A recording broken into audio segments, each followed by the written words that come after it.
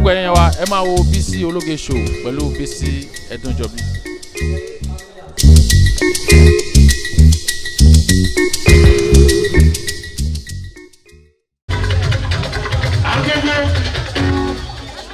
ilé olórí Fadila àwọn tí Canada connection tó lọ Fadila kẹ́tẹ́kẹ́tẹ́ tàbí omi ẹ̀rọ tó tàbí omi alẹ́ nínú ọjọ́ ẹ̀rọ Fadila Jésù òjò ẹ̀rọ ìwọ lọ́nu bàbá mi ìrètí ọ̀sán ẹ̀rí ọ̀sán tó bá rẹ̀ Fadila èèyàn gbàjọ pé alájà máa gbọ́dọ̀ lẹ́nu àtúnṣe ṣe torí náà mo ti mọ wípé ẹkún mi àbẹ̀rẹ̀ nínú torí wípé lẹ́nu tí mo gbé. àjọ pé alájà tọ̀nà èèyàn kan lájà Fadila àwọn tèmi nígbà àgbàdìjọ wa. Fadila àjọkẹ́ ò ṣe ọlọ́run ó bójú mi jẹ́.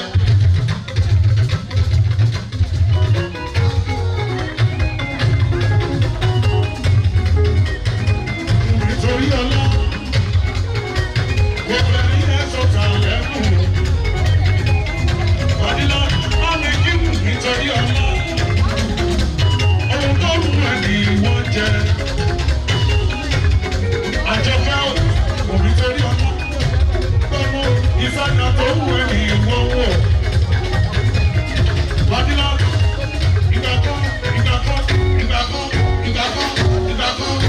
ìgbàkan lè fi súnú mọ́tò torí ọlọ́wọ́.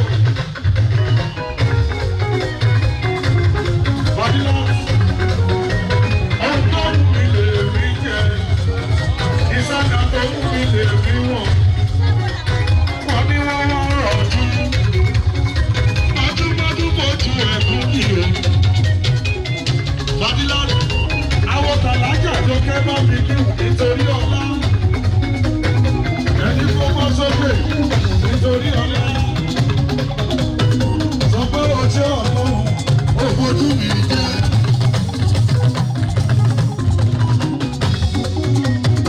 Ó ṣe torí ọlọ́run mi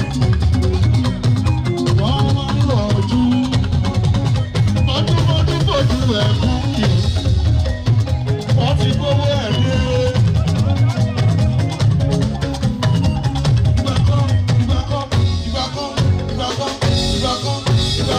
Wọ́n súnú mọ́tò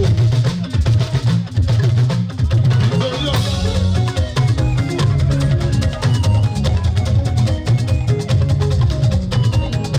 Ó ṣe ọlọ́run ó fojú mi jẹ́ kò fẹ́ rí ẹ̀sọ́ ta lẹ́nu ohun tó wù ẹ́ ni wọ́n jẹjẹ ìsáná tó wù ẹ́ ni wọ́n wọ̀ ó ní fọ́ngbówó kìkì wá ohun tó wù ẹ́ ni wọ́n jẹ ọ̀dà tó wù ẹ́ ni wọ́n wọ̀ ìgbàkan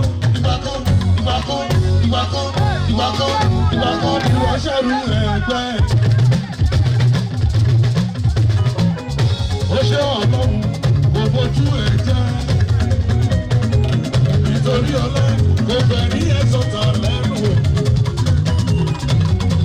torí ọlá ọmọ tó ń sọ lọ́wọ́lọ́wọ́ òbí ò kárẹ̀ òun ṣeun.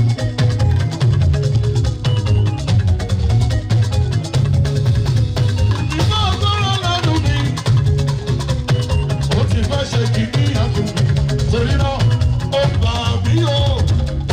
Omi owó ti gbà mí gọdúgọdù lọ gbé wá àwọn eléyìí òṣèré o. Lọ́nà dídì lọ́pẹ́ tó bá ti gbórin àtòrí ṣe àwọn àna bí ẹni pé wọ́n lè tẹ̀ wọ́n. Ọmọ òun bí mi bá ti rí torí ọlá òdìgbòrò kòkó mi ti so. Àwọn tó sọ lọ́wọ́lọ́wọ́.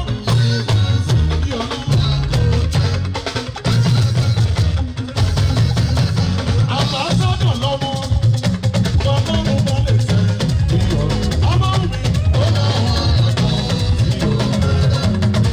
ó yàtọ̀ sí wọn.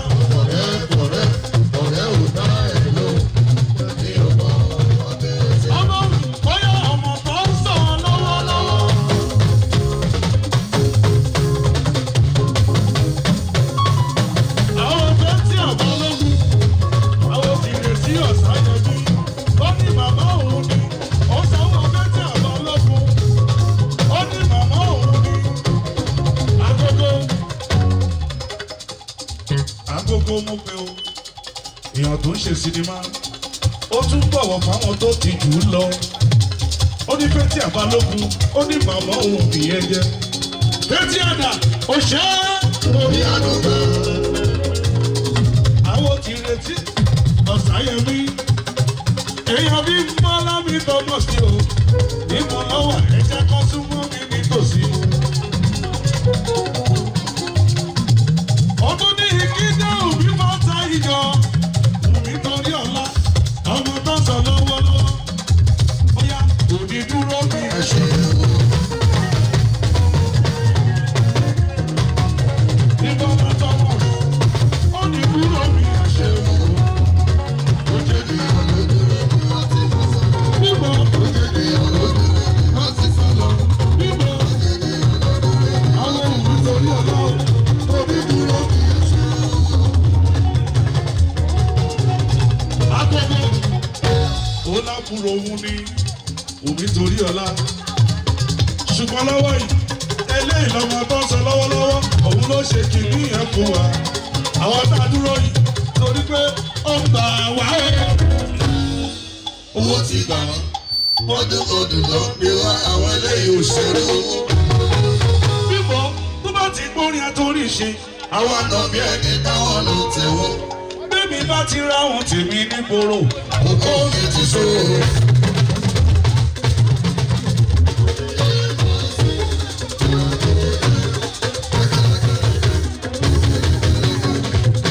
Fathia Balógun kan níbo ló gbà lọ́wọ́.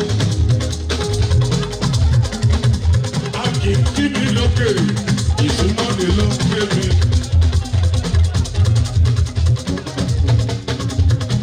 ìrètí Ọ̀sáyẹmí náà ìrètí súnmọ́ mi nítòsí o. a kì í kọjọ́ tó lókù nítorí ọlọ́wọ́ bá ara bá ń bí tìrẹ Olúwa yóò wá sí mi o. Bàbá Olúwa yóò wá sí ọba tó rí ṣe. Bíbọ̀ Thomas sọ pé a tó rí ṣe orí mi gbọdọ̀ kúrò. A tó rí ṣe orí mi gbọdọ̀ kúrò. Ẹ bá mi kí Dr. Simeon.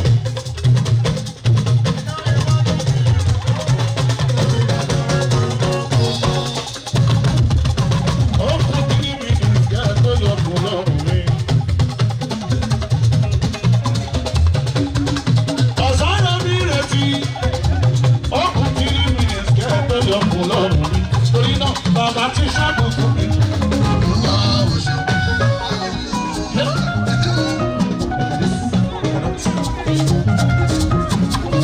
Ìgbà ayé sọ̀rọ̀ tán. Olúwa bẹ̀rẹ̀ ọ̀rọ̀. Dr. Simeon owó bàbá wa lọ́lú nítorí pé Canada ìjọba súnmọ́ mi. lójú ọkùnrin bí kẹ́mi ṣàlẹ̀ jáde.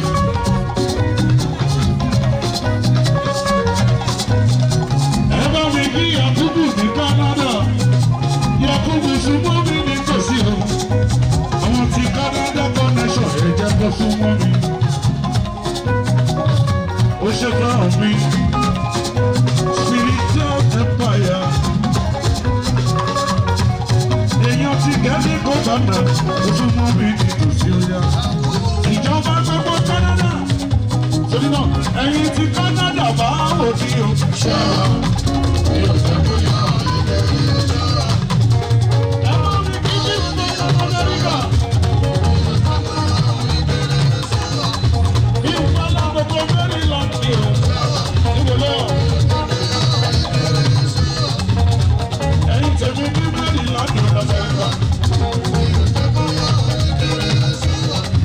ẹ̀yin ti Toronto bá wò ní o. ṣé